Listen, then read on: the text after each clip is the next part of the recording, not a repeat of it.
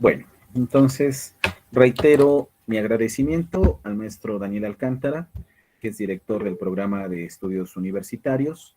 Agradezco la asistencia de todas y todos ustedes, a los colegas, a los compañeros estudiantes. Eh, bueno, me parece que todos los que estamos en este comienzo de la sesión, pues nos dedicamos a la docencia o a la investigación, eso está muy bien. Eh, pero sobre todo creo que lo que nos convoca es este interés por profundizar en los temas del psicoanálisis de la cultura y como tema central de la versión de este seminario, la octava versión del seminario de psicoanálisis de la cultura, propusimos desarrollar el tema y lo comento para contextualizar y para recordar por dónde va el camino de trabajo, de diálogo, que para esta versión lo que propusimos fue revisar el tema del psicoanálisis entre judaísmo y nazismo, ¿no? Entonces es lo que estamos abordando, lo que deseamos abordar. Ya tuvimos las primeras dos sesiones del mes pasado. Comenzamos planteando la pregunta acerca de por qué el judaísmo en este tiempo. El maestro Omar tomó del pensamiento de Buber para responder esta cuestión, porque es el autor que trabaja.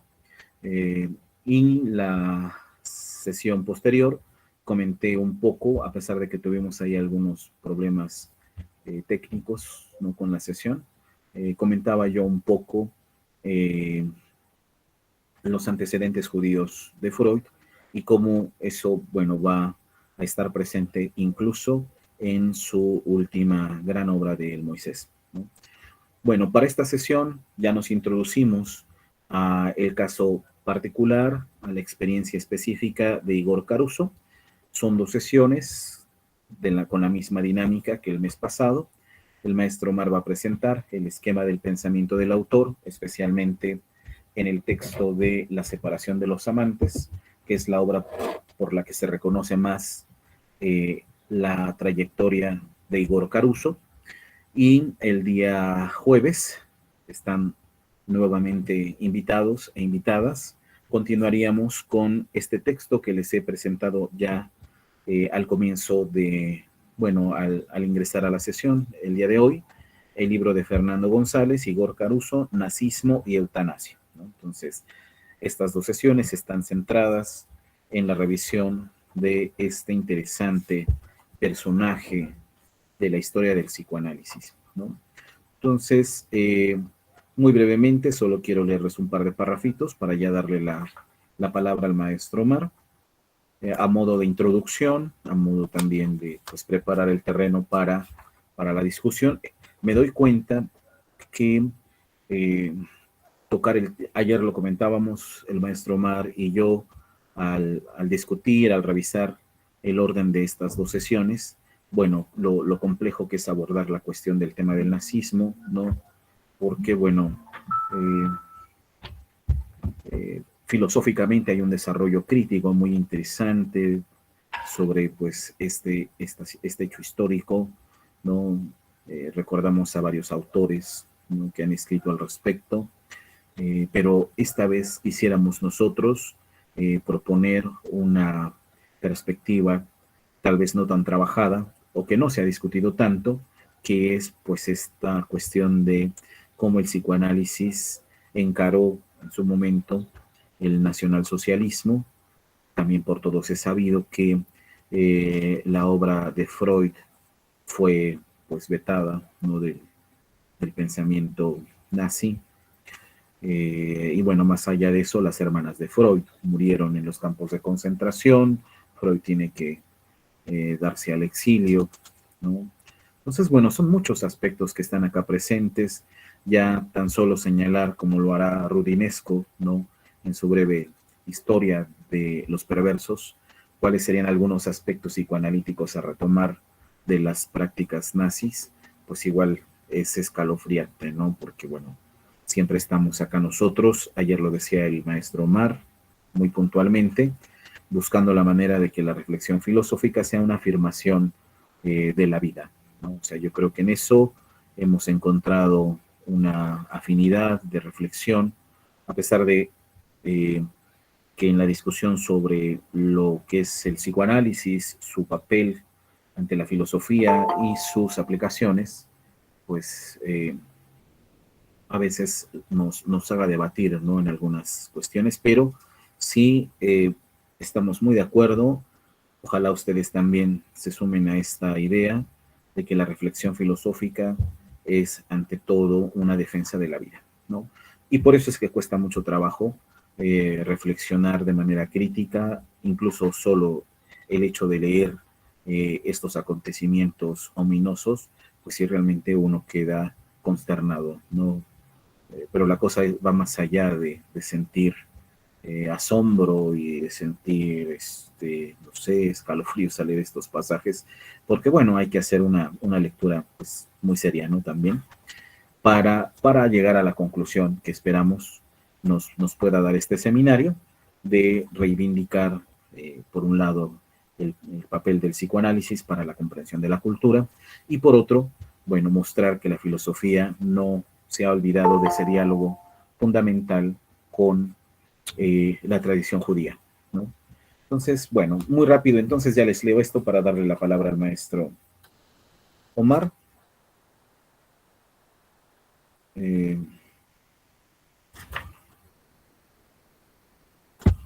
Les leo enseguida del texto que desarrollaremos con más atención.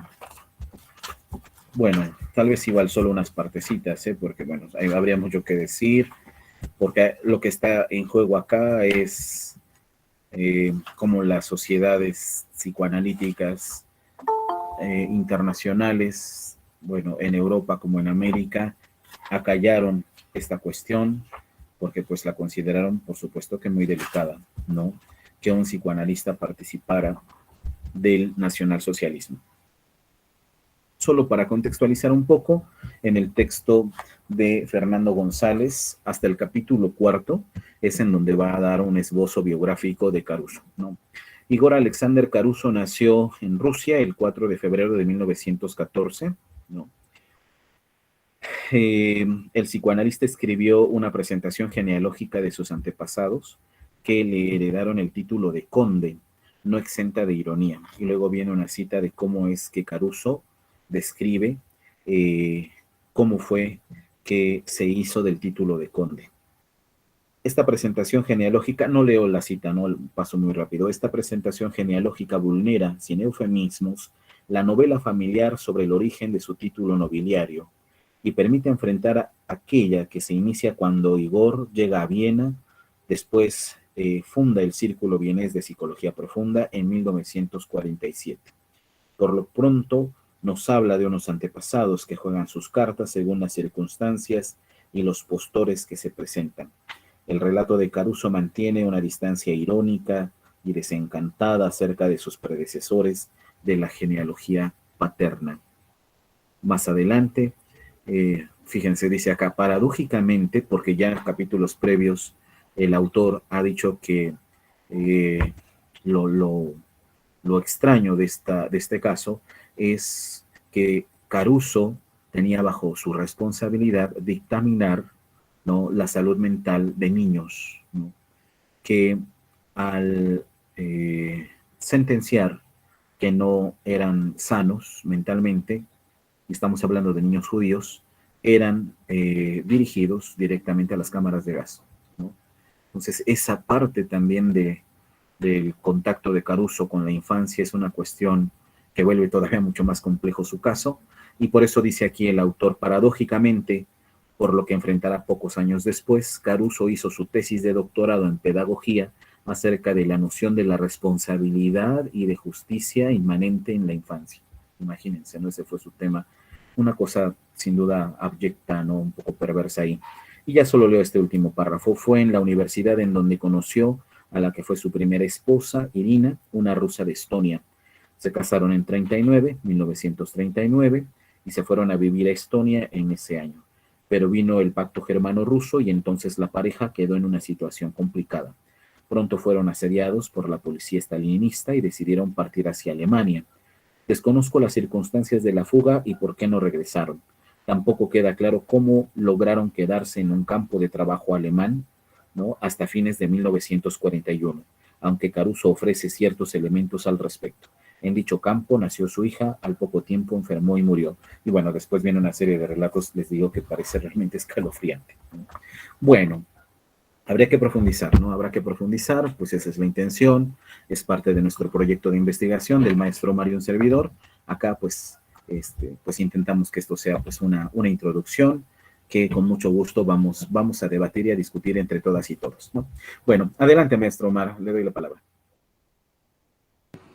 Hola, muy buenas tardes a todos los que nos acompañan otra vez para centrarnos a discutir estas cuestiones eh,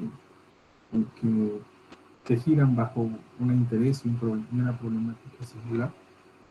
Es chistoso, ¿no? Porque justamente repasando el texto de la separación de los amantes y el hecho de que como subtítulo lleva el libro una fenomenología de la muerte, es a veces un tanto contrastante y genera como ciertas sospechas entre, entre lo que mencionaba ya el doctor Isaac respecto a esta participación directa con el nacionalsocialismo y justamente cómo Igor Caruso se desenvuelve de esto, ¿no? Y justamente, ¿no? También es uno de estos elementos, uno de estos espacios en donde pensar al autor en tanto su obra y su vida se vuelve, ¿no? Regresa a esta discusión tan singular, ¿no?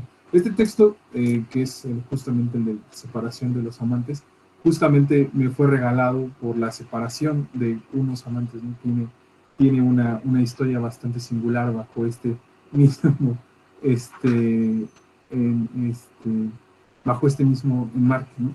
Algo que es singular dentro de lo que se distingue del trabajo psicoanalítico. Se escucha muy bajito. Ya se escucha. Cerraste tu micrófono, Omar. Ah, perdón, ¿se escucha bien? Sí, sí, te ¿Ya? escuchamos bien. Sí. Ah, ¿se digo lo anterior? ¿Se escuchó lo anterior o no se escuchó? Sí. Bueno, yo sí lo escuché, Omar, creo que Ya sí. se escucha mejor, maestro, gracias. Bien, perdón.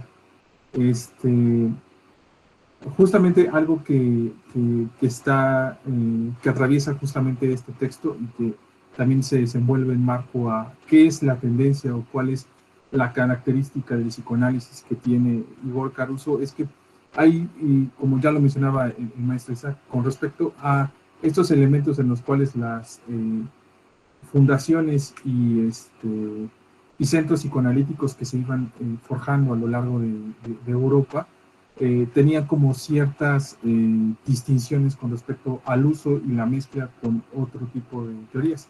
En el caso de Igor Caruso, la lectura de cierta sociología, de cierto marxismo, justamente hace proponer un cierto tipo o una característica singular de psicoanálisis que se distingue, ¿no? Porque se enmarca muy particularmente en este diagnóstico social en el cual existe una dialéctica entre el individuo y su sociedad y sobre todo la cultura, ¿no? Entonces, este texto como tal tiene un trabajo bastante singular, pues va descartando y contrastando justamente su objeto de estudio, ¿no? Porque el hecho de que tenga este subtítulo de hablar de una fenomenología de la muerte es también un sentido muy singular en el cual va a hablar de la muerte, ¿no? No va a hablar de la separación en un sentido con una persona o un duelo o una separación a rajatabla, que podríamos llamar una separación sin por así decirlo, la muerte de alguien, ¿no? Y en contraste con justamente la separación de una muerte que se vive en vida. Y en ese sentido es en el cual Igor Caruso trata justamente de mantenerse y trata de ir descartando estos elementos en los cuales el sentido de la muerte es un sentido de la muerte en el cual es la vivencia de la muerte de otro en mi vida, en mi conciencia, en mi psique, y mi propia muerte en la vida del otro y en la psique del otro. Entonces es un elemento bastante singular, porque justamente es un texto en el cual no solo se contrasta los elementos en los cuales el desarrollo y el apoyo que tiene Igor Caruso con respecto a ciertas obras de Freud, como puede ser Duelo y Melancolía, Más allá del principio de placer, Inhibición, síntoma y angustia, entre otras, sino que es un texto que por principio se entabla de una forma muy íntima, en el sentido en el cual hay narraciones de sus analizantes, en el cual se exponen en distintos niveles y en distintas circunstancias la manifestación justamente y la vivencia de la muerte bajo estas confesiones que se dan en el ejercicio psicoanalítico como tal, y en la labor psicoanalítica y en el espacio psicoanalítico. Y es muy, muy interesante, ¿no? Porque justamente el acontecimiento de la muerte en la vida anímica y en la vida psíquica del sujeto se da a partir justamente de esa separación y nos hace replantearnos justamente bajo qué términos estamos pensando la vida y bajo qué términos también estamos pensando esta idea de la muerte, ¿no? Y justamente pensaba ya revisando este texto, tratando de hacer la compilación, que se va a tratar más que nada de dos momentos singulares o dos momentos medulares del texto, que es justamente el sentido de cómo es que se muere y la separación y el destino de las pulsiones, que es prácticamente la primera y la segunda parte del texto. Y en este sentido, la forma en la cual Caruso trata de establecer este amalgama es que hay un diagnóstico y una mirada singular con respecto a la figura en la cual uno es amante y de qué es amante, ¿no? Y con quién se es amante. Y en ese entorno es un entorno bastante singular en el cual se piensa la vida bajo ese sentido de la relación con el otro. Y no solo con el otro, sino también podemos llegar a ver que no solo es la separación con un otro, ¿no? Sino es una forma de mencionar o hacer hincapié en el sentido en el cual la muerte se manifiesta o se presenta en muchos sentidos, ¿no? Y este elemento es bastante singular porque justamente genera un elemento bastante mitificador con respecto a la idea de la muerte, en el sentido en el cual el sentido de la muerte a veces parece ser como algo atemporal, algo histórico y algo justamente en el cual todos estamos destinados y que no podemos escapar de ello, ¿no? Y en ese sentido surge la pregunta, ¿no? Si llegamos a pensar el papel de la muerte y este sentido en el cual se anuncia la muerte, ¿qué nos queda hacer frente a ella? Simplemente tener ciertas actitudes o qué se puede hacer. Y justamente bajo este sentido, bajo este ámbito que Igor Caruso habla como catastrófico, nos hace pensar justamente cuál es nuestra participación en este sentido, porque si bien el texto trata de desarrollarse bajo el anonimato de ciertas personas que tienen una vivencia con respecto a su separación, bajo ese anonimato también podemos caber todos nosotros. Entonces, eso es una de las cuestiones singulares del texto, que es un texto que por principio nos puede sugerir y nos puede atrapar, porque en algún momento nosotros, y siempre, como también se dice a lo largo del texto, vivir es también vivir la separación. Siempre que se vive una separación. Y ese sentido es bastante singular, porque justamente tratando de traer a colación lo que se dijo la sesión pasada con respecto al judaísmo, uno de los elementos singulares del judaísmo es esta presentación o esta idea que se tiene del ser humano como un ser fragmentado, y que justamente el ejercicio de su acción y el ejercicio de esta dirección del alma judía, por así decirlo, tiende hacia el sentido de una unidad, de una unificación. Y justamente, por el otro lado, en el psicoanálisis también está esta comprensión del ser humano que frente a las separaciones en las cuales todos, y justamente ese es el sentido singular, ¿no? De que todos hemos vivido en algún momento una separación, implica que también dentro de nosotros ha habido una catástrofe, y de la misma forma, en ese sentido, también una fragmentación de nosotros mismos. Y es algo bastante singular, porque justamente el aspecto íntimo de este texto es que justamente nos transmite o nos liga inmediatamente a este sentido muy relacionable con nuestra historia de vida, con nuestra vida narrada, en el sentido en el cual cabemos siempre, ¿no? Y también tratar de recordar ciertos puntos para tratar de comenzar a hilar el sentido en el cual se piensa a este yo destrozado, a este yo con posibilidad de cura, a este yo con posibilidad de unidad.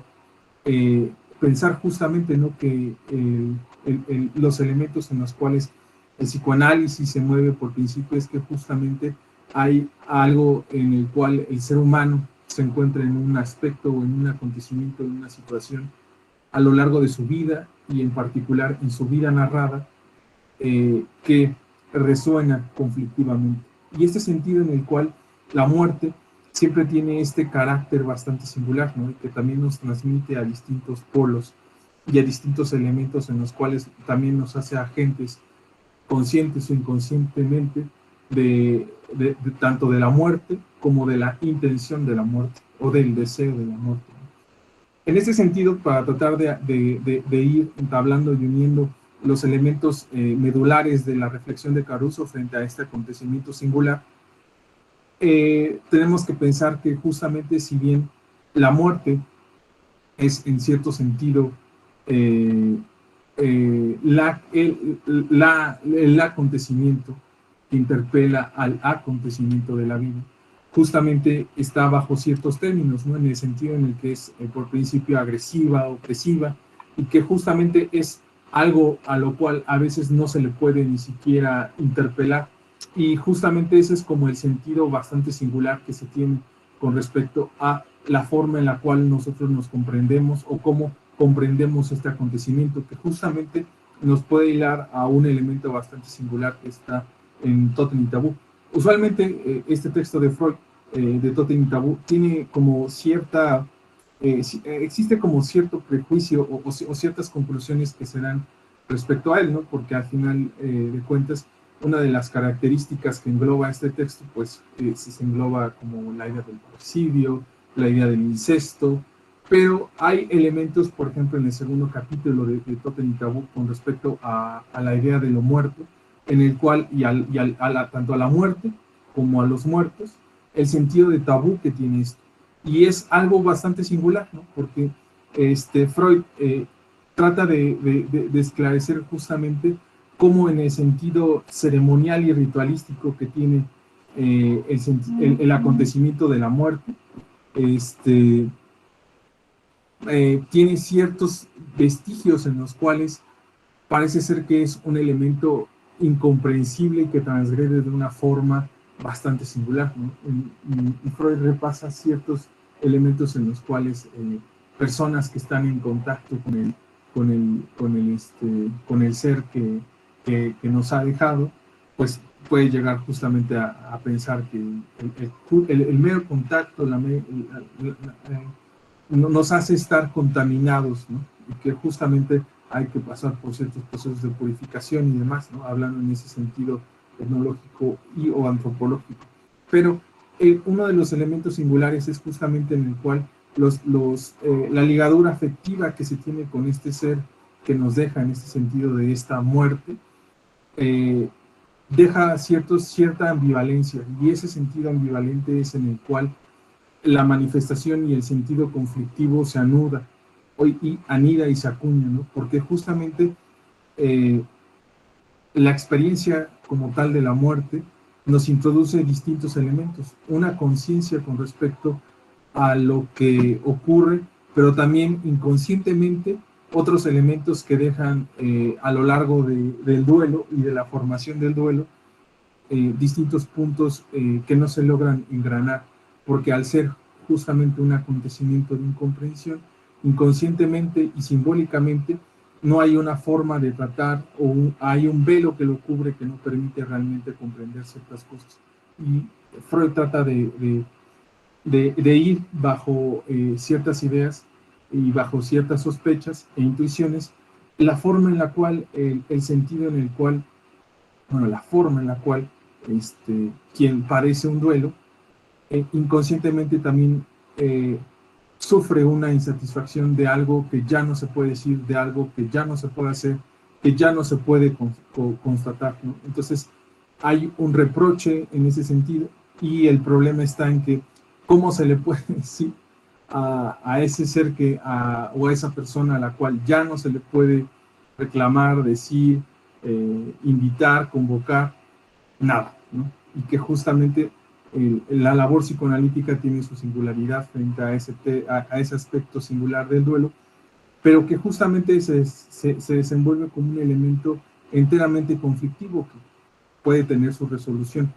pero que trasladándolo a este aspecto del ámbito de la separación de los amantes de alguien del cual se ama, se comprende este sentido de la muerte como algo que corta temporalmente, como un acontecimiento que impacta tanto temporalmente como históricamente al sujeto. Y justamente es un corte en el sentido de la narración de la vida de este yo que sufre esta catástrofe, que sufre esta separación. Y ese elemento se me hace bastante singular, porque posiciona al yo o al sujeto que padece esta separación en una situación límite, en el cual puede tender hacia varias direcciones. Una de ellas pues, pueden ser justamente la melancolía, la depresión, e incluso puede llegar hasta ámbitos radicales como querer quitarse la vida, como es el ámbito del suicidio, ¿no? Y en ese sentido, este acontecimiento tan catastrófico para este ser, o para cualquiera que haya vivido uno de esos momentos singulares, recae justamente en la forma en la cual él mismo se defiende y opera bajo este tipo de opresión y este acontecimiento agresivo, y que justamente también bajo ese sentido también es un acontecimiento tabú, porque uno de los elementos singulares en los cuales se construye una defensa del yo frente a esta agresividad y a esta opresión son los mecanismos de defensa que operan para conservar o hacer conservar esta que al final de cuentas que el yo no se caiga más a pedazos de lo que ya está, ¿no? Y que justamente podemos encontrar la idealización, la represión, la huida hacia adelante, como ciertos elementos que constituyen formas en la cual los mecanismos de defensa operan para justamente tratar de evitar que este yo se caiga en mil pedazos. En ese sentido, me parece singular ocupar una metáfora que pensaba, ¿no? En el cual podemos comprender al yo como el marco de una puerta, ¿no? Y que este marco de una puerta marca la diferencia y la distinción entre un afuera y un adentro, entendiendo ese adentro como la vida anímica, la vida interior, y por otro lado es afuera como los estímulos que pueden llegar de afuera, justamente del exterior, y que los mecanismos de defensa pueden ser estos elementos en los cuales son esta puerta que cierra o deja entrar o abrir, ¿no? Y que podemos encontrar en dos manifestaciones singulares. Número uno, y por principio, el concepto de represión, que es un mecanismo que ocurre o que acontece de cierta forma para el sentido interior, en el sentido en el que yo reprimo elementos que vienen de mi interior, como puede ser ciertos deseos, ciertas compulsiones y demás. Y por el otro lado tenemos la negación, que es justamente tratar de cerrarle la puerta a esos elementos que vienen de afuera, que vienen del exterior. Entonces, bajo ese término podemos comprender, o me gusta pensar, esta metáfora en la cual el sentido del yo es un marco que justamente tiene esta posibilidad de abrir o cerrar frente, ya sea de lo que viene de adentro hacia afuera y lo que va de afuera hacia adentro. Y justamente el sentido del acontecimiento de la separación es algo que fractura este marco, que afecta estructuralmente este marco de puerta, de este marco o esta entrada, porque justamente hay elementos que se escapan del exterior, que van al interior, y hay elementos bajo esas fracturas que van y se escapan y se escabullen del interior hacia el exterior.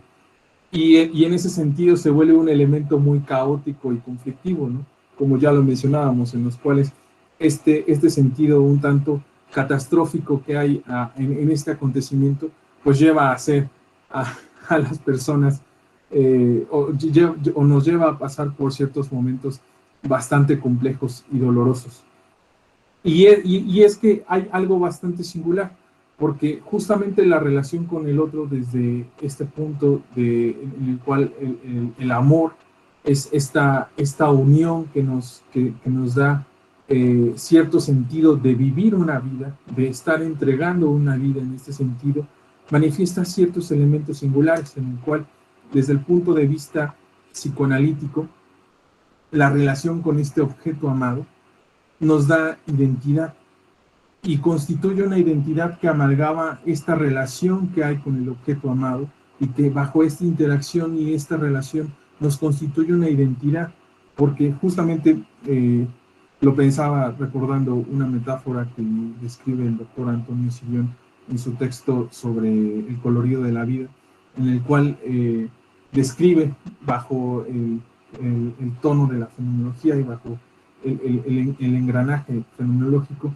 la forma en la cual el sentido afectivo y la forma en la cual nosotros tenemos una intencionalidad con el mundo referente a cómo nosotros podemos observar el mundo bajo cierto colorido, ¿no? El hecho de decir, ver el mundo color de rosa, esa enunciación justamente también manifiesta una intencionalidad que hay con respecto a ese mundo, ¿no? Que también hace ese contraste en esa interesante reflexión sobre justamente que pensando en que la ciudad con la persona que yo amo es una ciudad distinta, pinta de otra forma, tiene un colorido distinto a que la persona que yo amo abandone esa ciudad y la ciudad tiene otra pinta, otro color y otra intencionalidad. Que pasar por las mismas calles no es pasar por las calles de la mano de la persona que yo amo, ¿no? Y justamente le da una identidad singular, esa unión le da una identidad singular al elemento de la unión, ¿no? Y que esta identificación que está, y que el hecho de que pueda llegar a existir o exista una separación, es un quiebre justamente con la identidad que yo tengo establecida en esa relación amorosa. Y esa fractura justamente hace que el yo en ese sentido esté en estado de emergencia, ¿no? En donde la catástrofe como tal es también perder una parte de la identidad de uno mismo. Y en ese sentido, esta desligación del objeto amado introduce ciertos elementos en los cuales el yo como tal busca justamente bajo este sentido fragmentario en el cual él se está cayendo a mil pedazos, tratar de mantenerse y contener por mínimo que sea este elemento, ¿no? Y hay algo que resuena justamente en ese sentido de esta catástrofe, ¿no? En el cual, retomando la idea de que vivir la muerte, vivenciar la muerte con la separación de la persona amada, es también verme yo morir en el otro, ¿no? En el sentido en el cual no solo esta identificación está expresa en el sentido ceremonial y ritualístico que se tiene con la persona que se ama, en esta cotidianidad, en este ethos que se funda a través de la interacción y la relación entre dos personas, sino que justamente también en esta intencionalidad que hay en la conciencia, por así decirlo, y que el hecho de que en esta separación la muerte acontece, no solo que yo no solo contengo y en mí acontece la muerte del otro en mi conciencia, sino que yo también me veo morir en la conciencia del otro. Y es justamente algo bastante choqueante, por así decirlo, porque justamente es tener una experiencia de mi propia muerte en otro polo, en la existencia del otro. Y eso es un elemento bastante singular, ¿no? Porque justamente repasar ciertos elementos y ciertas frases en los cuales bajo quien no ha escuchado, quien no ha pronunciado bajo una separación, el hecho de sentirme muerto por no estar con la persona amada, de saber que mi vida carece de sentido bajo este acontecimiento catastrófico y que como bajo eh, eh, esta manifestación me veo también morir y el otro también se ve morir en mí, ¿no? Y justamente uno de los elementos que marcan, por así decirlo, que dan este carpetazo al sentido de la muerte del otro es el olvido. Y justamente hay ciertos elementos bastante singulares en la cultura popular en el cual la palabra no me olvides es una forma de encapsular ese acontecimiento bastante catastrófico que es saberse que uno va a morir en la muerte del otro a través del bueno, en la conciencia del otro, perdón, a través del olvido.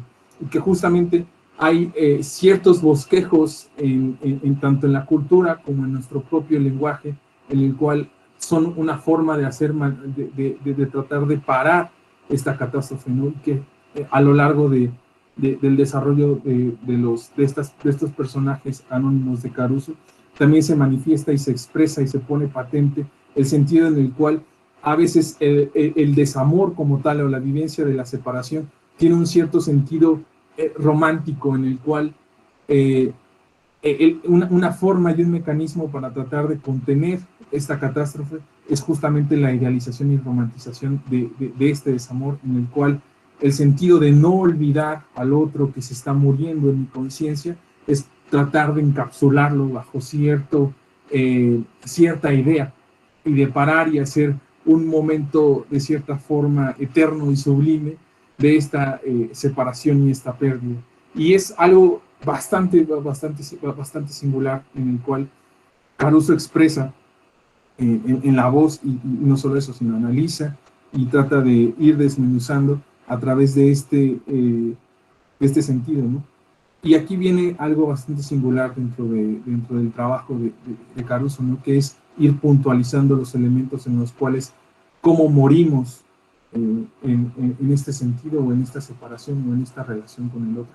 Y el hecho de pensar cómo morimos no solo es una de las formas ya enunciadas es justamente el olvido, pero justamente el mecanismo del morir tiene, o de la muerte, el mecanismo de la muerte tiene formas en las cuales se erigen ciertas direcciones, ¿no? Por ejemplo, en el caso de la estructura del aparato psíquico, por ejemplo, del superyo, podemos encontrar el aspecto de la idealidad y la idealización con respecto, no solo del otro, sino también de mí mismo, pero que también en este ámbito en el cual yo me desmarco o el yo se desmarca frente a esta separación, es que también hay una desvalorización de la idea del yo con respecto a esta situación y a este acontecimiento, y hay una forma en la cual se presenta al otro bajo esta idealización singular, ¿no? En el cual parece ser que todos los atributos, que todas las bienaventuranzas, que todas las cualidades y virtudes se abandonan y se trasladan y se transfieren a esta posición externa, y el yo justamente queda bajo esta catástrofe desvalorizado, ¿no? Y que uno de los mecanismos singulares en los cuales se viene y se expresa es en la compulsión a la repetición, en el cual la compulsión a la repetición tiene bajo cierto entramado singular un goce específico, ¿no? Que se manifiesta en particular en Más allá del principio del placer de Freud, y que justamente este elemento singular nos pone un abanico de elementos en los cuales la repetición es justamente el elemento en el cual uno ensaya y vuelve a ensayar inconscientemente los elementos de algo que se busca solucionar o algo que se le busca eliminar tanto este sentido tabú como este sentido de incomprensible, de darle a este sentido inconsciente un sentido o depositarle un sentido. Y es algo bastante singular porque justamente, por ejemplo, hablando en el caso de la labor psicoanalítica, el ejercicio de la transferencia como tal se engloba bajo este sentido de una repetición, pero no es cualquier repetición, sino que en la labor psicoanalítica y en el aparato psicoanalítico lo que se busca hacer es que en esa repetición se busque recordar, que no sea una repetición sin memoria, sino que justamente exista y pueda ser posible una posibilidad de cura bajo el ejercicio de la memoria, de una repetición con recuerdo que justamente posibilite la forma de saltar y quebrar con esa repetición y con ese elemento que genera un bucle inconsciente en el cual la repetición siempre va a poner de manifiesto algo y un ensayo en el cual frente a la muerte, frente a la separación, siempre se va a fallar frente a la muerte. Pero justamente uno de los elementos que trata de manifestar el psicoanálisis, en este caso la interpretación de Caruso, es que muy de forma precaria, por así decirlo, y es un elemento que comparto, o una definición que comparto, que precariamente se interpela desde la vida a la muerte, en el sentido en el que la memoria, el recuerdo, el hecho de saber que la vida narrada me pertenece y que este recuerdo nutre, por así decirlo, los elementos que se han olvidado y que se manifiestan de forma inconsciente, es una forma de recuperar esa vida y tratar de una forma precaria, tratar de darle una interpelación a la muerte, ¿no?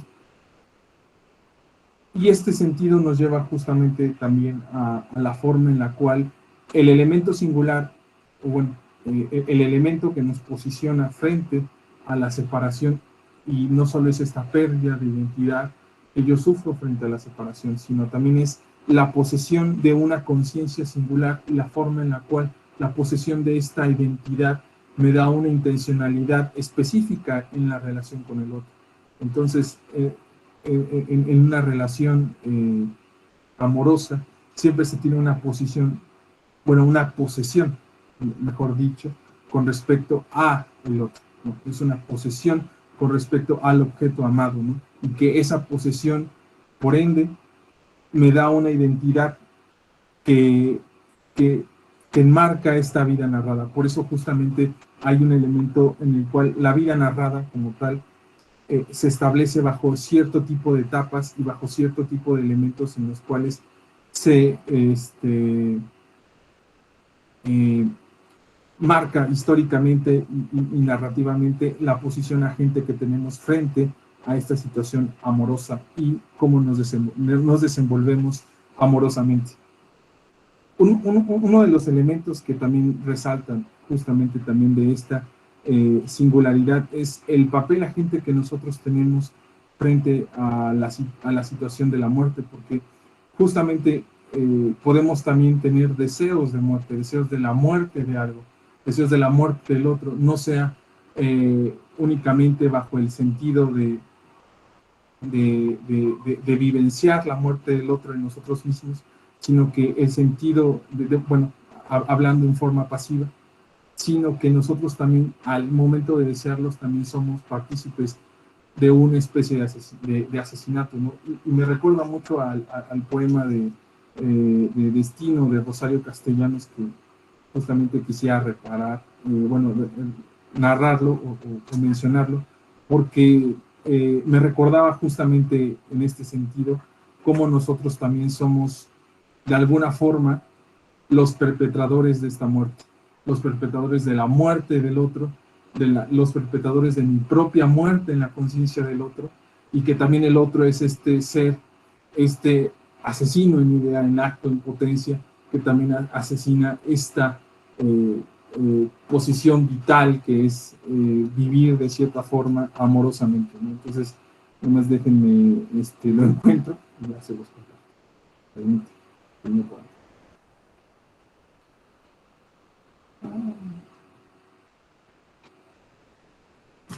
Ahorita se los veo, pero justamente ese sentido bastante singular en el cual nosotros también somos agentes de este sentido de la muerte como tal, nos lleva a pensar justamente qué papel realmente tenemos en nuestra vida como tal, en el cual podemos tener un abanico de posibilidades con respecto a nuestra acción, en el cual la separación como tal nos conlleva justamente a perpetrar un asesinato, ¿no? Y me recuerda justamente este poema de Rosario Castellanos que empieza diciendo: matamos lo que amamos, lo demás no ha estado vivo nunca, ninguno está tan cerca, a ninguno otro hiere un olvido, una ausencia, a veces menos, matamos lo que amamos, que cese ya esta asfixia de respirar con un pulmón ajeno, el aire no es bastante para los dos, y no basta la tierra para los cuerpos juntos, y la ración de la esperanza es poca, y el dolor no se puede compartir. El hombre es animal de soledades, ciervo con una flecha en el lugar que huye y se desangra. Ah, pero el odio, su fijeza insomne de pupilas de vidrio, su actitud que es a la vez reposo y amenaza. El ciervo va a beber y en el agua aparece el reflejo de un tigre. El ciervo bebe el agua y la imagen y se vuelve, antes de que lo devoren, cómplice, fascinado, igual a su enemigo. Damos la vida solo a lo que odiamos. Y justamente este sentido, igual para cerrar este elemento bastante particular que se enuncia en este texto, es que el hecho de que nuestra vida esté marcada por la separación nos lleva justamente a pensar en los momentos en los cuales desde nuestro nacimiento estamos destinados a enfrentarnos a la separación del seno materno, la pérdida de la identificación con el seno de la madre, que justamente nos da esta ligadura bastante singular con respecto a lo que nosotros pertenecemos en esta unión del alimento, porque es este elemento tan singular de la maternidad, en el cual nos alimentamos del seno materno, nos da justamente un sentido tan amoroso, pero que al mismo tiempo también posee dentro de sí la catástrofe de la separación,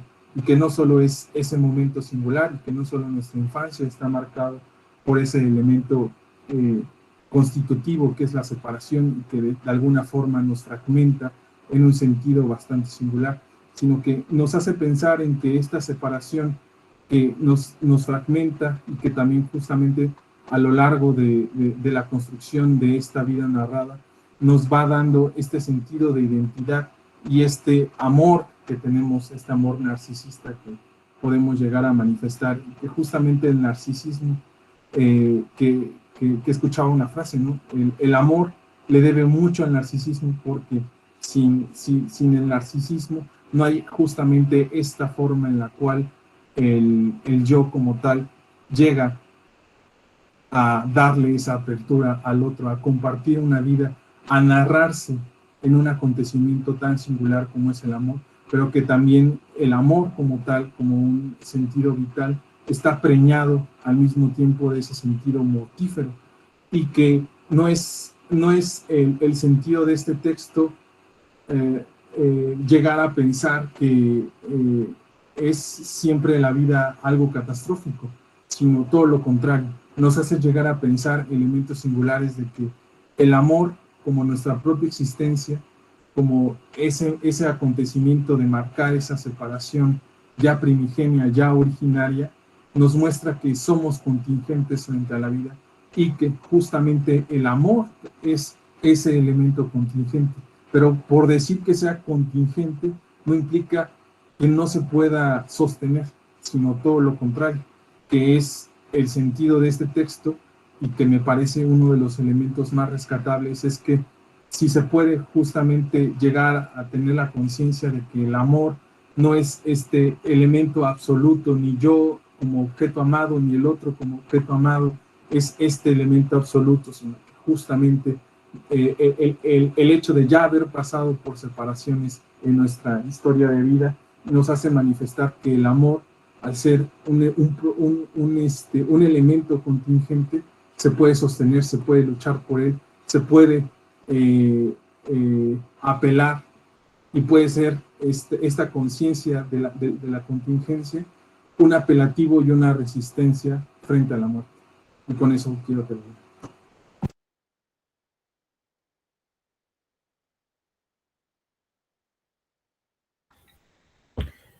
Muchas gracias, maestro Omar, por esta presentación, esta síntesis al texto de Caruso, La separación de los amantes.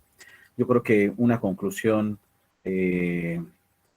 fuerte del texto es que si al comienzo es el amor, si al comienzo es el amor, ¿no? El amor, con toda la idealización que conlleva el concepto y con todo lo que existencialmente nos abarca, habría que interpretarlo siguiendo a Caruso, diciendo que si en el comienzo era el amor, era también la muerte, ¿no? O era la muerte, ¿no?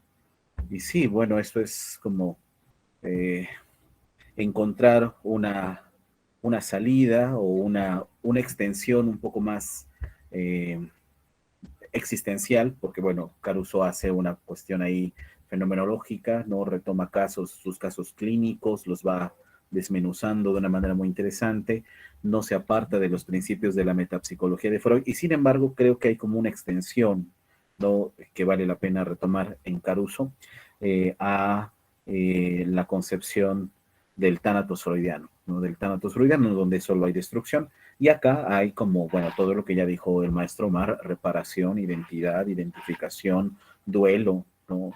Y en última instancia una conquista, digamos, ¿no? Del cogito, de uno mismo, del yo, pues, ¿no? En términos freudianos.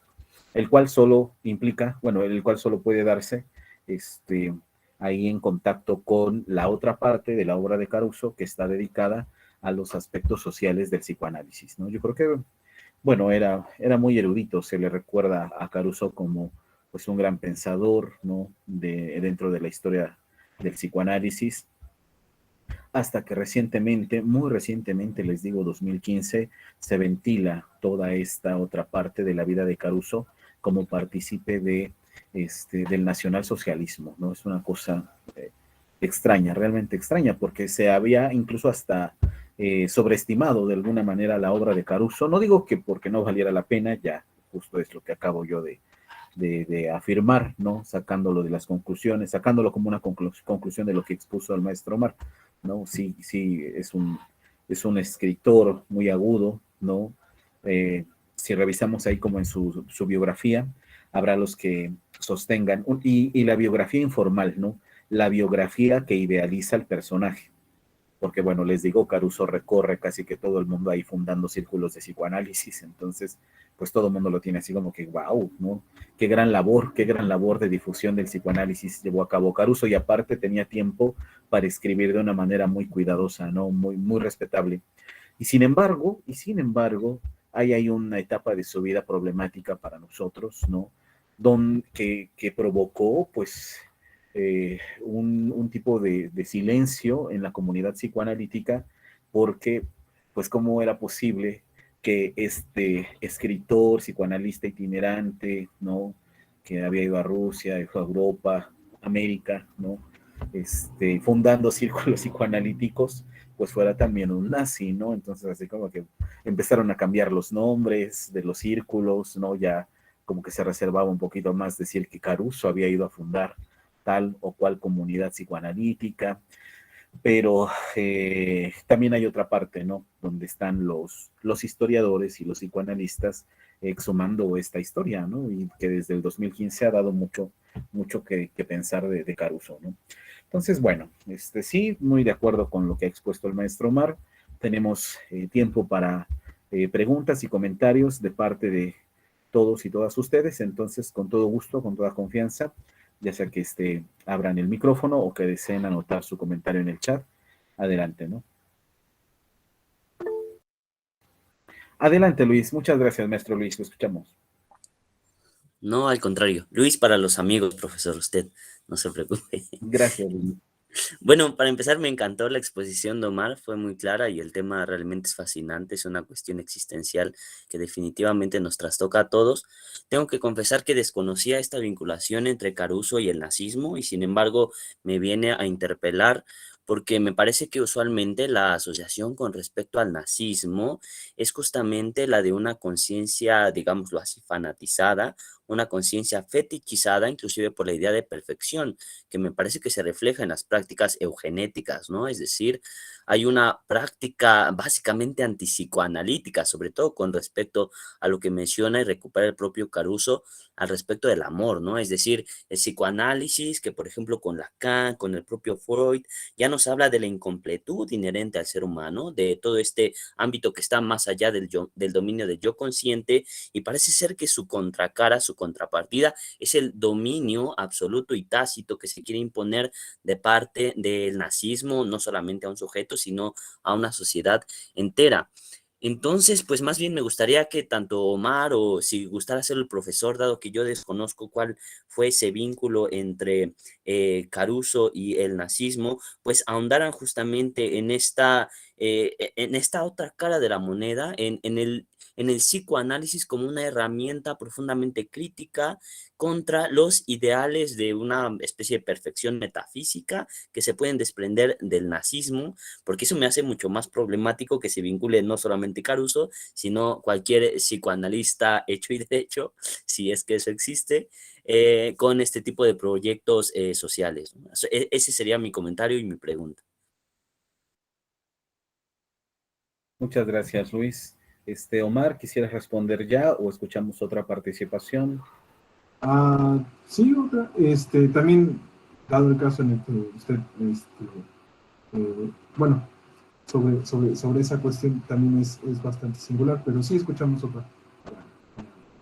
Correcto, y enseguida abordamos las respuestas. Le doy la palabra al maestro Daniel. Muchas gracias, maestro Daniel. Sí, muchas gracias. ¿Se escucha? Sí, maestro, Bueno, sí. ¿sí? Sí, lo escuchamos bien. Gracias. Bueno, debo de confesar que, aunque ya vamos en la tercera sesión, me está costando trabajo entender cuál es la idea de vincular el nazismo con el judaísmo en cuanto a materia de análisis.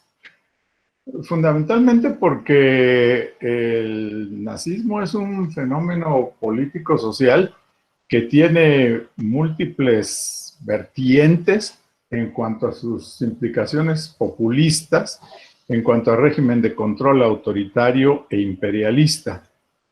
Y por otro lado, porque, bueno, el papel de los nazis como entes del mal, cuestionados incluso ya por Hannah Arendt, pues también es un motivo de discusión, es decir, todos los que se dicen nazis eran monstruos, o todos los que se vincularon o no de una manera directa o indirecta con el poder político militar de Hitler eran enemigos de la humanidad. Creo que es algo que mantiene sus cuestiones de discusión. Y desde luego, porque por otro lado, el papel de los judíos como comunidad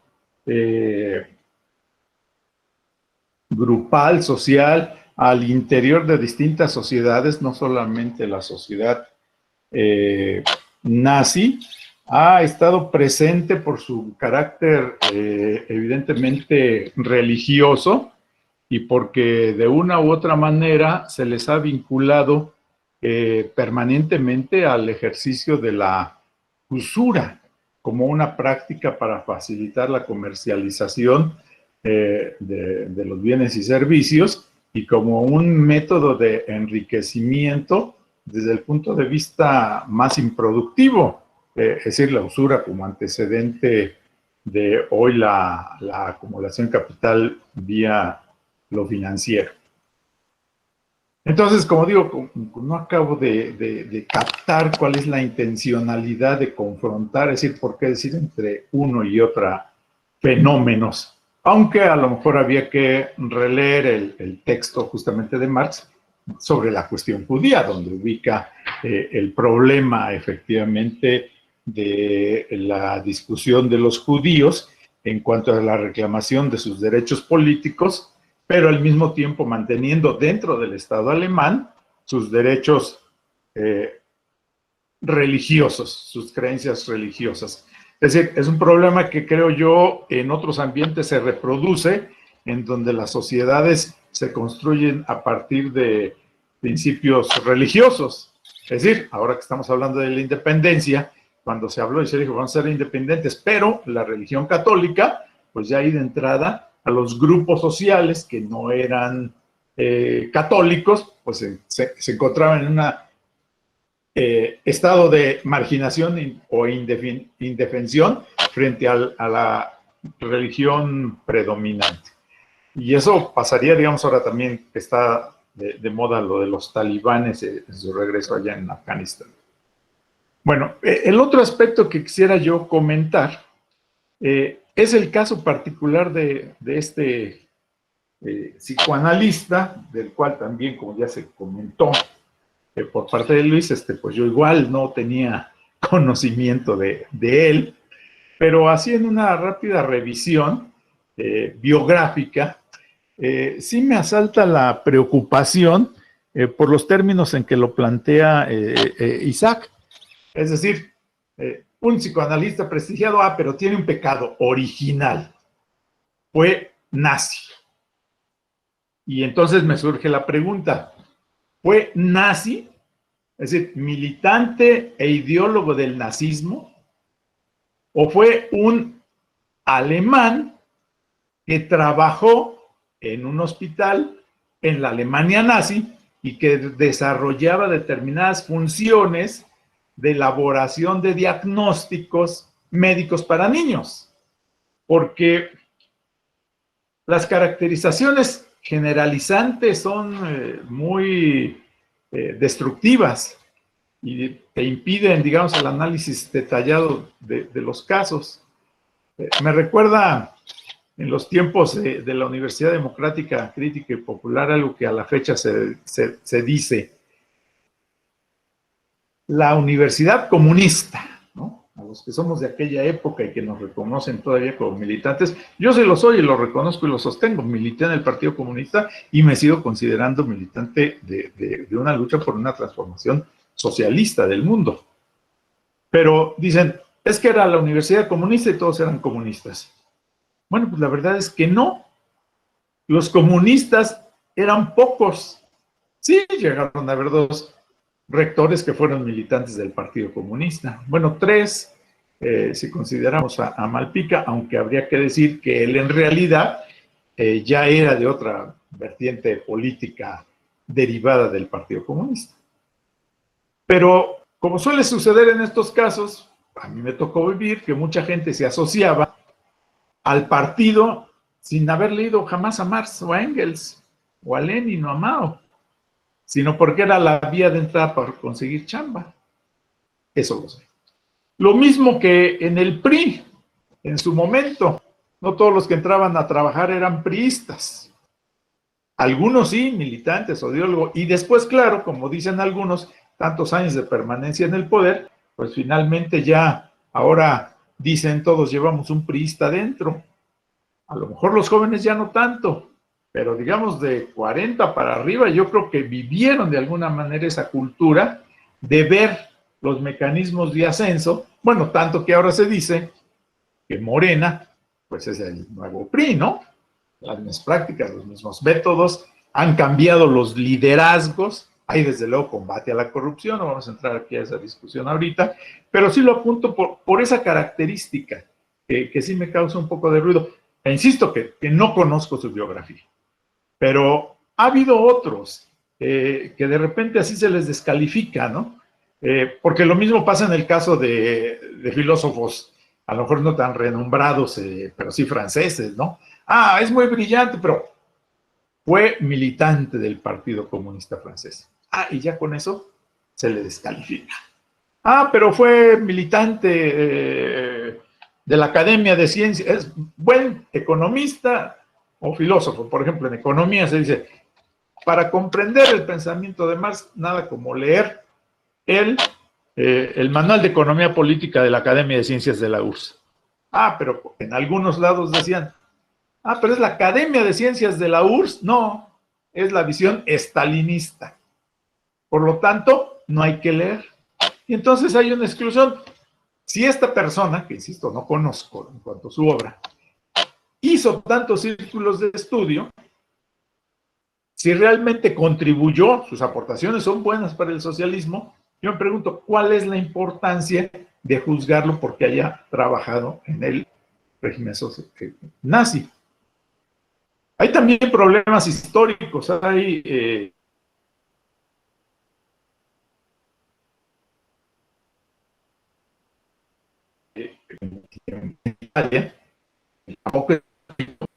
ambos países, uno el nazismo y el otro el fascismo, mismos métodos, mismas ideas, mismas formas de propaganda populista y manipulación de masas, mismo control militar autoritario.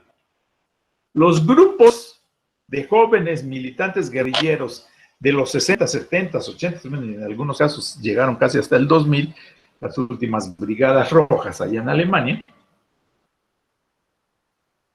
eran hijos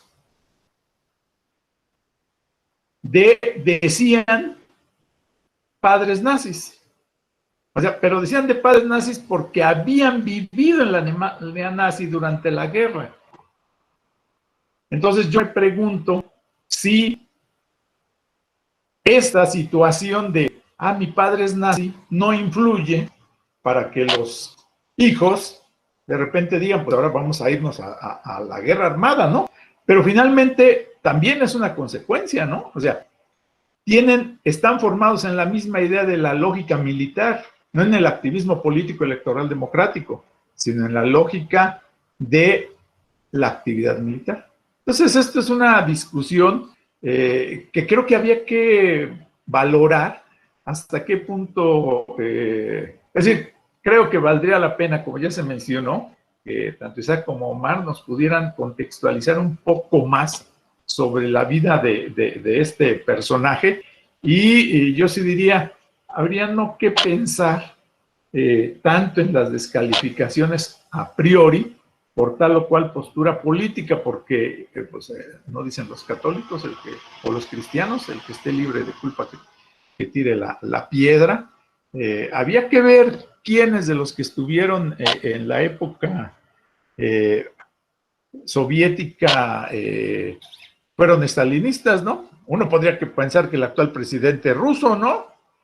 Sus métodos de gobierno son autoritarios, de control, manipulación de las elecciones, por lo que he leído, y fue, ahora sí que agente de la KGB, es decir, un espía soviético dedicado a la persecución de las disidencias y de los agentes o enemigos externos. Entonces, yo sí creo que, bueno, me gustaría que a lo mejor, tal vez alguna lectura, aparte de las intervenciones, que nos pudiera ayudar a comprender este asunto de qué tan importante es el nazismo en cuanto al desarrollo de la psicología, qué tan importante es el judaísmo o el Estado judío en el desarrollo igual del psicoanálisis, porque, bueno, yo supongo que la preocupación viene porque Freud era judío, de origen judío, ¿no?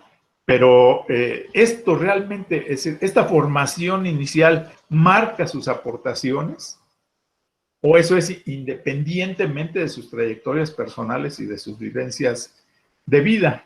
Para poder ver si vamos a entrar a debatir, me gustaría debatirlo, es un tema, alguna vez creo que sin saber de esto lo comenté con Isaac, le digo, oye, por ahí está mi lucha de Hitler, ahora que se habla tanto de Trump en aquel entonces.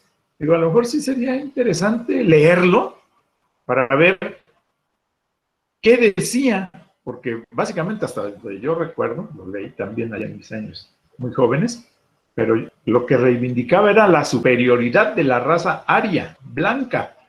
Pero esa ideología no es solo de los nazis, está vigente en Inglaterra, en algunos grupos sociales, y desde luego en Estados Unidos con los trumpistas a la cabeza, ¿no? Esa era su ideología implementada como política de Estado. Y bueno, es la visión de vida en colonialista de que, bueno, nos salimos de Afganistán, pero vamos a seguir manteniendo el control porque nosotros somos el Estado protector. Entonces, la discusión, pregunto, ¿deberíamos citarla entre el bien y el mal? ¿O entre el papel histórico que ha representado la religión judía, el papel histórico que representó en su momento el nazismo y el fascismo, es decir, el fascismo en Italia, con Mussolini, que dicen por ahí que se llamaba justamente Benito, en honor a nuestro benemérito héroe. Son ideas así muy dispersas, discúlpenla, pero es resultado de la intervención de Omar. Muchas gracias. Al contrario, maestro, muchas gracias por sus preguntas. Sí, las vamos a atender. Bueno, estas todas las que se están formulando, pero vamos a también escuchar la participación, los comentarios del compañero Jonathan, e inmediatamente después leo los otros comentarios en el chat. Adelante, Jonathan, te doy la palabra. Muchas gracias. Buenas tardes a todos. Bueno, yo quisiera nada más comentar 2 puntos. Uno referente sobre todo al cuerpo de la ponencia de la conferencia de Omar. Y el segundo, tal vez en torno a esta digresión a la que se ha conducido con el profesor Daniel. Y bueno, primero entonces comento lo que quisiera decir acerca de la conferencia. Y es nada más resaltar una cuestión, digamos, un tanto novedosa en la filosofía fenomenológica, en una obra de un filósofo francés de nombre Renaud Barbaras, que él hace una crítica a todas estas filosofías o propuestas científicas fincadas sobre la idea de la muerte, en las cuales la muerte tiene una presencia determinante, ¿no? Y que pareciera ser muchas veces, como en el caso de Heidegger, a quien referiré más adelante, que pareciera ser que la idea de la muerte precede a la idea de la vida y que por lo tanto la filosofía se convierte no tanto, como decían ustedes al principio, en una reflexión sobre el valor de la vida, sino en una reflexión sobre la muerte, ¿no? Como decía o llegaba a decir Spinoza.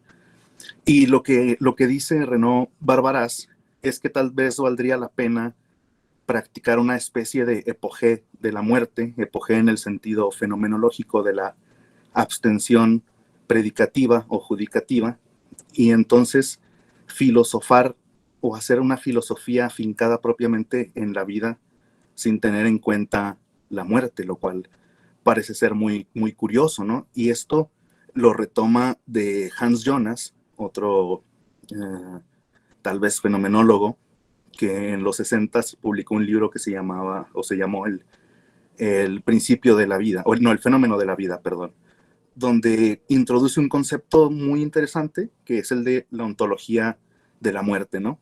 Entonces ahí más o menos resume toda la tendencia de la filosofía del siglo XX, fundada tal vez por el existencialismo, inclusive desde Kierkegaard y con más fuerza en Heidegger, a reflexionar desde la muerte, ¿no? Entonces, él llama a estas ontologías de la muerte, y Renaud Barbaras propone hacer un giro de 180 grados y poner en suspenso la muerte, ¿no?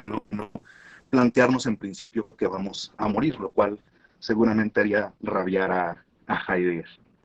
Pero bueno, eso nada más lo quería anotar porque uno de los temas centrales de la plática de Omar, pues me parece a mí que fue en efecto la muerte, la vivencia de la muerte, el proceso de la muerte, el duelo, etc.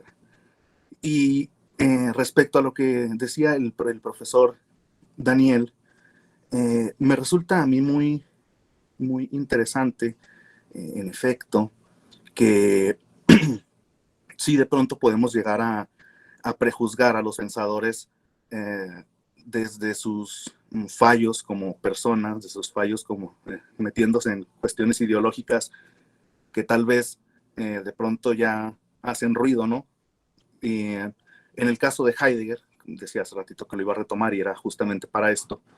El Levinas, que estudió con él a finales de los 20, escribe en sus diarios del cautiverio, porque estuvo 5 años en preso político en un campo de concentración, y escribe por ahí que Heidegger le parecía ser un genio, que Ser y Tiempo le parecía ser uno de los libros de filosofía más bellos jamás escritos, al lado tal vez del Banquete de Platón, de la Crítica de la Razón Pura, de la Fenomenología del Espíritu, y lo ponía a ese nivel a Heidegger, ¿no? Decía que era un genio, pero era una lástima que haya participado de la barbarie que tenía a su pueblo en la catástrofe, ¿no? Entonces, para Levinas sí se convirtió en una labor vital postular una filosofía que fuera totalmente contraria a la de Heidegger. No se trataba nada más de debatir por debatir o de refutar por refutar, sino de proponer algo que pudiera venir a sustituir esa filosofía de Heidegger, ¿no? Y hace relativamente poco, cuando se puso de moda el tema de los cuadernos negros de Heidegger y que otra vez se puso de moda su vinculación con el nazismo, salió un libro de Jean-Luc Nancy, es decir, uno de los últimos libros de Jean-Luc Nancy, que murió hace poco, titulado precisamente Banalidad de Heidegger. Y ese título hace referencia al del libro de Hannah Arendt sobre la banalidad del mal, ¿no? Entonces, se trataba ahí más o menos de explorar por qué Heidegger se había vinculado con el nazismo y, en efecto, tratar de entender si, como decía el profesor Daniel, fue un nazi o simplemente fue un ciudadano que estuvo trabajando en una universidad, un profesor que estuvo trabajando en una universidad durante el periodo nazi. Y bueno, pues resulta que Heidegger sí trabajó para el nazismo a tal punto de desconocer desconocer los derechos de los profesores judíos, de despedirlos, de no permitir la entrada ni siquiera a la biblioteca. Entonces, puede ser que Heidegger estuviera forzado por las políticas nazis, quién sabe, o si realmente era un nazi de corazón, no lo sé, pero en efecto colaboró con el régimen, ¿no? Y bueno, también ya que hablaba el profesor Daniel de socialismo, de comunismo, me recuerda esto a un texto de Adolfo Sánchez Vázquez, que seguramente él conocerá mucho mejor que yo, en el que habla sobre la ideología de las ciencias, ¿no? Y él divide las ciencias prácticamente en dos, en ciencias socialistas o comunistas y en ciencias burguesas.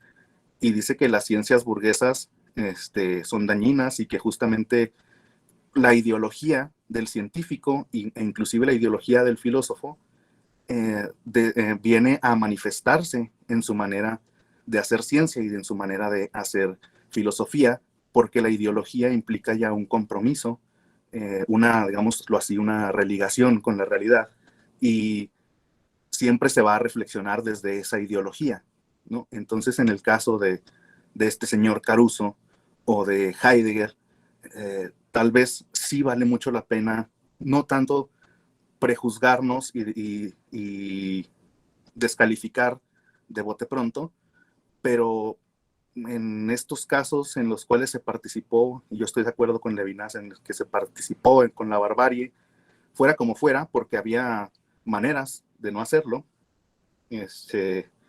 pues sí puede ser, ¿cómo ponerlo? Pues creo yo que sí valdría la pena evaluar esas situaciones, no tanto para dejarlos de leer, pero sí para leerlos con un poco de cuidado y también poner atención a lo que se dice entre líneas y bueno, porque de pronto el mal se esconde donde menos lo pensamos. Y bueno, eso sería toda mi participación. Muchas gracias. Muchas gracias, maestro Jonathan, por su participación. En ese tono también van los comentarios del doctor David en el chat. pero poniendo como caso ejemplar la trayectoria de Edgar Morán. Leo rápido también para ya cerrar nuestra sesión, con el compromiso de que el maestro Omar y un servidor retomemos las preguntas que han hecho y las desarrollemos en la sesión del jueves. También el maestro José pide que se comente un poco esta cuestión del tema de la ideología en el psicoanálisis. Caruso precisamente tiene un texto muy interesante al respecto, lo abordaremos de una manera muy sintética. Y paso a la lectura, ¿no? Haciendo un pequeño resumen de los comentarios del doctor David, ¿no? Él dice, interesante idea de no criticar o cuestionar a los autores por su pasado, esto es, no considerar que por sus antecedentes de militancia o no militancia se les descalifique y se considere que tienen una mancha negra en su pasado, ¿no? Y bueno, dice el maestro David que no es por ahí el asunto. Yo cuestiono esto en desacuerdo con Morán, por ejemplo, no porque después de ser militante del Partido Comunista francés y participar en la resistencia francesa, etcétera, etcétera, muchas proezas que se le atribuyen a Morán, como, bueno, a Caruso y a cualquier otro de estos pensadores que se vuelven foco de crítica, ¿verdad? Cambió, ¿no? Da un viraje ahora, es un eurocentrista desvirtuado, ¿no? A mí me gustó este señalamiento del doctor David, ¿no? Un eurocentrista desvirtuado. Sí, los adeptos al moranismo estarían así, asustados, ¿no? Pero hay que dar con todo, ¿no? A veces sigue diciendo el doctor David, Edgar Morán y otros, en el fondo, no son creadores del pensamiento complejo y de una nueva filosofía. Retoman lo de los ciclos y el eterno retorno, los bucles, algunos conceptos de ciencia física y ecológica, ¿no? Pero dejan de lado todas las otras aportaciones de la filosofía, otras leyes, y hacen la filosofía y la ciencia un ente utilitario, ¿no? Reitero, no se trata de juzgarlos por su pasado, no por sus antecedentes, sino por los planteamientos que, queriendo hacerlos pasar por originales, no lo son, ¿no? Y concluye su comentario el doctor David, todos tenemos claroscuros, ¿no? Los pensadores actuales también, es totalmente de acuerdo con el doctor, pero cuando están al servicio de la superestructura o de otras representaciones, entonces sí los podemos cuestionar, ¿no? Sí, sí. Bueno, creo que han sido preguntas muy interesantes, observaciones muy atinadas al propósito del seminario, del tema que se está desarrollando. Ya estamos sobre la hora. Bueno, antes le damos la palabra a la maestra Elvira. Sí, maestra Elvira, para poder cerrar, la escuchamos. Bueno, sí, a partir del poema Destino de Rosario Castellanos, o sea, si matamos lo que amamos porque lo demás no ha estado vivo nunca, arrebatados por la pasión, el crimen del alma y en particular el feminicidio se comprendería como un acto de amor. Esto en alusión a lo que en su momento declarara el exdirector del Instituto de Investigaciones Estéticas de la UNAM. O sea, me llevó mucho a pensar como que es otra manera de comprender, conceptualizar, asumir la pasión, el amor. Me quedaba con la pregunta. Claro, maestra Elvira, qué cosa, solo muy rápido diré para no quitarles más de su tiempo. Cuando salió esta noticia, acá la discutimos mucho la maestra Sara y yo, nos parecía muy desatinado lo que había dicho este personaje, solo como para darle una cierta connotación intelectual a su comentario. Pero habría que ver, yo creo que hay que seguir un poco más como el hilo lacaniano para ver que esto del amor también es deformación de la verdad, ¿no? Y a lo mejor el tono poético de Castellanos remite más a una visión metafísica del amor creador y destructor, ¿no? Esa potencia que ya los mismos griegos, ¿no? La veían como fundamental para la comprensión de sí mismos y de lo que los rodeaba. Pero hay como esta otra dimensión, que es hacia donde queremos llegar el maestro Mario, un servidor, en las últimas sesiones de este seminario, donde el psicoanálisis se encarga, y a la altura de los tiempos que hoy vivimos, de lo perverso, ¿no? Ahí yo creo que el concepto de amor habría, como en estos comentarios tan desafortunados y muchos otros, ¿no? Que hemos escuchado en las voces públicas, ¿no? Autoridades académicas, en los líderes de opinión, desplazar el concepto o el significante de amor al terreno de lo perverso, ¿no? Entonces sí, más o menos lo tenemos presente, sí, claro, ¿no? Sí. Pero bueno, qué cosa. Claramente estamos en una época donde ya no se puede idealizar en esa sola interpretación positiva, digamos, ¿no? Que tendrían estas categorías, ¿no? Sí, ahora son peligrosas. Cualquier categoría que entre dentro del discurso ideológico se vuelve peligroso. El amor, la paz, los derechos humanos, ¿no? La dignidad humana. Edgar Morán, el ejemplo que nos ponía el doctor David, ¿no? Hablando del pensamiento complejo, y resulta que, bueno, ahí hay un antecedente que descuidan todos los seguidores de esta concepción, etcétera, y que está a un paso de convertirse también en ideología. Bueno, cosas así, ¿no? Que sí atienden, bueno, estos comentarios a las preocupaciones tan presentes, ¿no? Ahora en los tiempos que vivimos, ¿no? Los tiempos que corren. Y bueno, la doctora Adriana, la maestra Rosy agradece, al contrario, maestra Rosy, gracias a usted por acompañarnos, ¿no? Cosas abominables se hacen en nombre del amor, por supuesto, en este desplazamiento del significante a lo perverso, pensándolo desde una lectura lacaniana. Y la doctora Adriana nos comparte, ¿no? Que depende del contexto, historias de eutanasia a veces son un acto de amor. Igual, qué cosas, ¿no? Qué cosas. La eutanasia practicada por Caruso era una práctica que, pues, reflejaba la estructura, ¿no? Acordémonos de Primo Levi cuando describe el horror de Auschwitz y, bueno, habla de esa lógica tan cerrada del pensamiento nazi, donde la muerte había sido programada, la destrucción, el aniquilamiento total, ¿no? Y eso podría haberse dado incluso en nombre del amor, ¿no? En nombre de la justicia, en nombre de no sé, del honor, ¿no? Pero sí, hay que profundizarlo porque eso nos ayuda a romper precisamente con una conceptualización ya, pues, superada por las condiciones mismas de la historia, ¿no? Como lo sugiere aquí la doctora Adriana, ¿no? Sí. Bueno, a todos, a todas, muchísimas gracias. Han sido preguntas muy importantes las que plantean ustedes. No sé, maestro Mar, si quisieras dar algún comentario para cerrar. Yo ya dije que nos comprometemos para el jueves responder todo esto, pero bueno, no sé tú. Sí, nada más por mencionar algo que se me hacía singular para hilar lo que había comentado Luis en un principio, era justamente que la indiferencia descrita dentro del trabajo de Caruso es una especie de mecanismo de defensa, ¿no? Y me hacía justamente pensar con respecto a estas asociaciones psicoanalíticas en las cuales también hubo una indiferencia con respecto a estas prácticas tan singulares, ¿no? Y en esa indiferencia un tanto singular, qué es lo que se quería de alguna forma proteger, ¿no? O qué es lo que no se quería, o qué es lo que se quería negar bajo ese sentido, ¿no? Sin tener de alguna forma un foco y una luz crítica particular de este movimiento y justamente de este aparato teórico que tiene como fin justamente cuestionar los elementos más radicales que van no solo desde la conciencia, sino de los mecanismos tanto del deseo y demás, y que justamente, ¿no? Parece ser que me saltaba esta duda también leyendo a Caruso, ¿no? Sí, parece ser que esta indiferencia no también puede ser pensada y trasladada en este término, en esta circunstancia, ¿no? de los elementos en los cuales su práctica resuena bajo este sentido un tanto también escandaloso. Y sí, pues nos comprometemos a responder todas las preguntas. Nos vemos en la próxima sesión. Perfecto, perfecto. Bueno, aquí, gracias, Omar. El maestro Dariel nos extiende la invitación para el día de mañana participar en la actividad que está organizando a través del programa de estudios universitarios.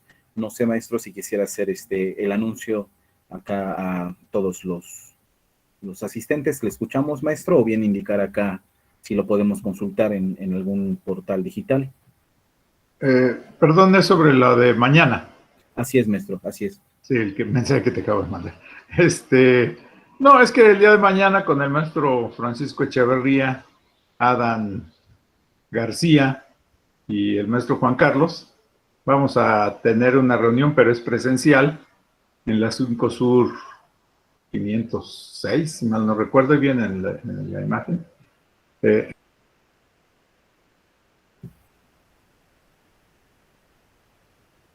Es un centro cultural que se llama Delos y pues estamos invitando a los que quieran acompañarnos, es en vivo presencial, ahora podemos decir a la antigüedad. Para participar, repito, Paco, Adán y Juan Carlos Pérez Castro. Vamos a hablar de la consumación de la independencia, que pues ayer fue la entrada del ejército trigarante, hoy la firma del acta, y el 30 el natalicio de Moreras. Están invitados. Muchas gracias, maestro Daniel, por invitarnos a esta otra actividad del programa de estudios universitarios y bueno, también invitarlas a volvernos a reunir para la siguiente sesión con este tema que estamos desarrollando el día jueves 6:30, ¿no? A todos, a todas, mandamos un abrazo con mucho afecto. A la maestra Jackie, muchas gracias. También me parece que vi que se unió la maestra Marén. A todos, todas quienes nos han acompañado en esta sesión, nuestro agradecimiento. Y bueno, seguimos profundizando en el tema. Que pasen muy buena noche, muy linda noche. Hasta luego. Gracias. Bye.